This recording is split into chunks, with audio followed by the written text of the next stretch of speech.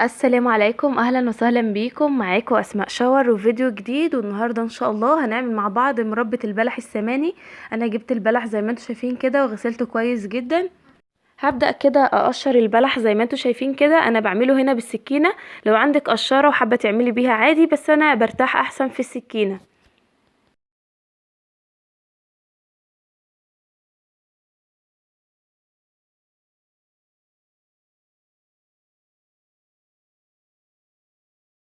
خلاص كده بعد ما قشرت البلح بالشكل ده انا بقسمها كده بالنص وبطلع النوى اللي جواها، وابدا اقطع معايا البلحه كده قطع صغيره. في ناس بتحبها سليمه زي ما هي، بتغلي كده البلح غلوتين 3 على النار لحد ما يطرى شويه معاكي، وبعد كده بتطلعي النوى من جواه وبتحشي كده جواها مكان النوى اي مكسرات انت حباها او تسيبيها عادي فاضيه.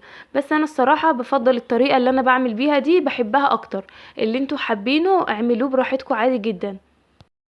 هقشر معاكم كمان واحدة بالشكل ده كده. هبدأ اقسمها بالنص كده واقطعها كده قطع صغيرة.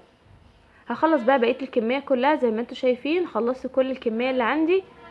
انا هنا بقى كده بعمله بالواحدة، يعني كل 100 بلحاية بحط لها كيس سكر اللي هو كيلو سكر. في ناس طبعا هتستغرب، بس عشان الناس اللي ما عندهاش ميزانة وكده وعندها بلح في البيت وعايزة تعمل الوصفة، فانت هتعدي كده 100 واحدة وعليها كيس سكر او كيلو سكر. بحط عليهم كده 4 كوبايات ميه، يا دوبك كده الميه تبقى مغطيه البلح بالشكل ده. ومعايا كمان هنا ليمونتين هعصرهم بالشكل ده كده عليهم قبل ما احطه على النار خالص. بعد ما اعصر كده الليمون بحط بقى البلح كده على نار عاليه، واول ما يغلي معايا هتلاقي كده طلع على الوش ريم كده. الريم ده لازم تشيليه من على وش المربى.